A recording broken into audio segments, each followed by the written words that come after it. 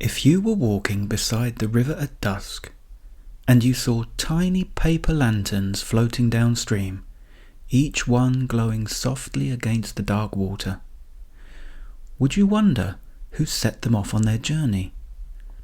Would you ask yourself what the floating lanterns were for? Tonight's story is about the Woodlands River Lantern Night, when the animals gather at the water's edge to float a small light for a journey taken, or a journey just beginning. Stay with us and we'll discover what Roscoe the Cottontail Bunny chooses to send downriver, and why even the smallest lantern has its place among the rest. The air that evening felt warm and comfortable. It welcomed the end of a long golden day. Roscoe and the bunnies had been blackberrying near the bend in the riverbank, when Berry noticed it first. "Look," he said quietly. Far beyond the river's curve, a soft glow moved between the reeds. Then another, then three more. Tiny lights drifting slowly with the current. Millie Moonbeam stepped closer to the bank. "They look like stars," she whispered. But they weren't in the sky. They were on the water. Just round the bend from where the bunnies were, down along the pebbled edge of the river, woodland animals were gathering. Lily Reed, the duck from the other side of the river, was carrying yellow-brown sheets of what looked like parchment paper. Mr. Moverly Mole carried a small box of pencils. Even old Mr. Augustus By-and-by, the tortoise, had come, inching steadily toward the shallows. "It looks like there's plenty a doing of," Caratina said softly. And there was.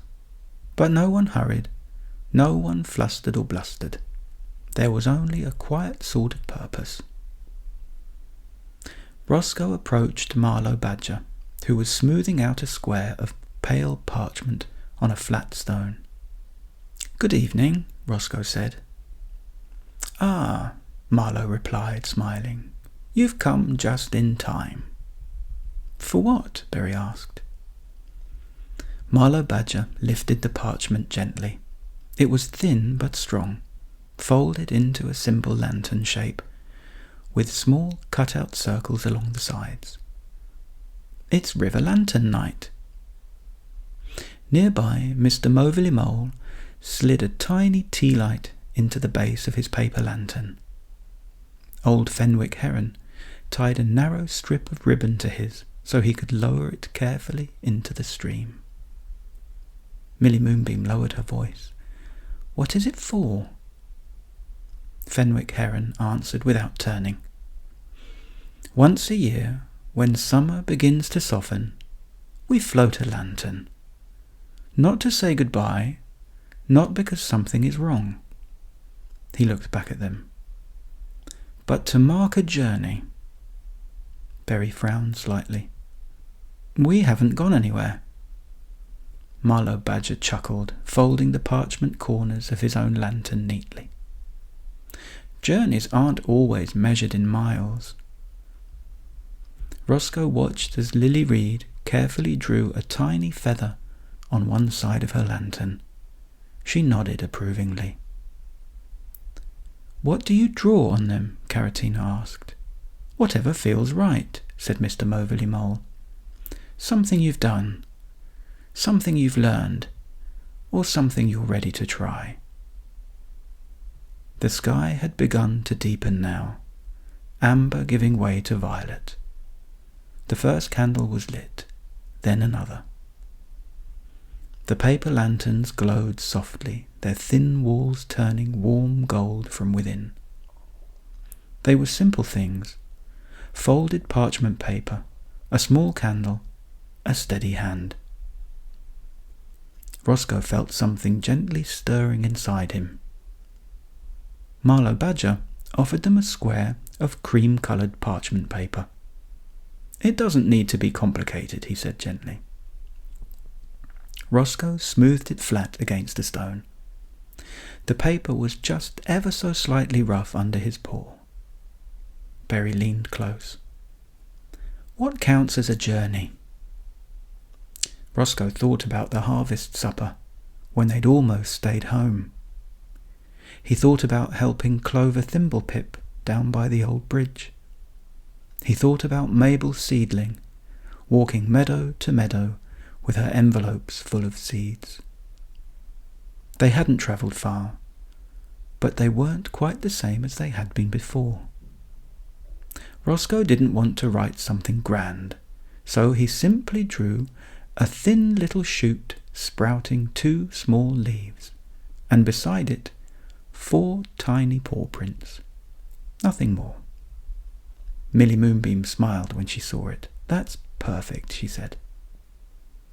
They folded the parchment paper carefully, shaping the lantern as they'd seen the others do. Berry held it steady while Roscoe placed the candle inside. Old Fenwick Heron stepped into the shallows first, lowering his lantern on its ribbon until it touched the surface. The paper glowed like honey against the dark water. It tipped slightly, then straightened, then began to drift. One by one the others followed. The river didn't rush them.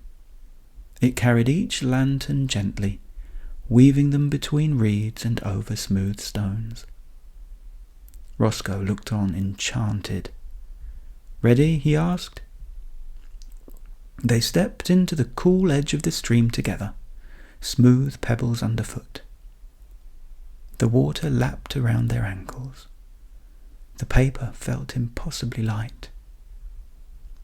Roscoe set their lantern down.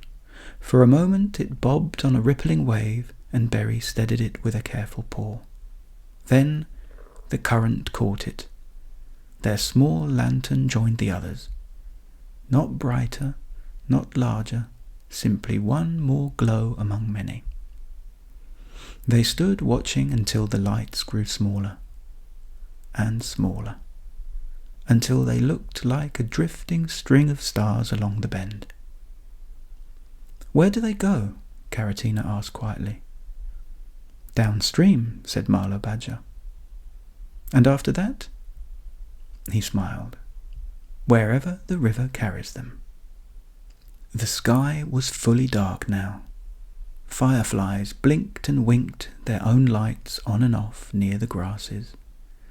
The reeds whispered softly as the animals began to drift home. The walk back to the cottage felt slower, peaceful. Inside, the familiar comforts welcomed them. The kettle was set on the hob, the lid soon rattling softly. Millie Moonbeam washed the blackberries the bunnies had collected and tipped them on a tea towel to dry. Ray the Biscuits would make plenty of jam with them tomorrow. Millie Moonbeam reminded herself to ask him to sieve the pips out. Roscoe lit their own little oil lamp on the mantel. Its glow felt different now, cosy in a new kind of way. Caratina warmed and poured warm milk into 4 small mugs, which they sipped contentedly through curly straws. The scent of honey on buttered toast that Berry was making drifted gently through the room, and indeed was shortly followed by him carrying a very welcome tray. "Our journeys haven't been grand," he said. Roscoe thought of the paper lantern drifting somewhere beyond the bend in the river. "They don't have to be grand," he replied quietly. "They just have to be caring." Outside, the river moved steadily through the dark, and somewhere along its way, a small parchment lantern with 4 tiny paw prints drifted on, carrying a quiet reminder of how far they'd already come. Inside the cottage, patchwork quilts tucked under chinnigans and with a friendship ear to hold, the bunnies drifted off to sleep. all was snug. All was well. Night-night.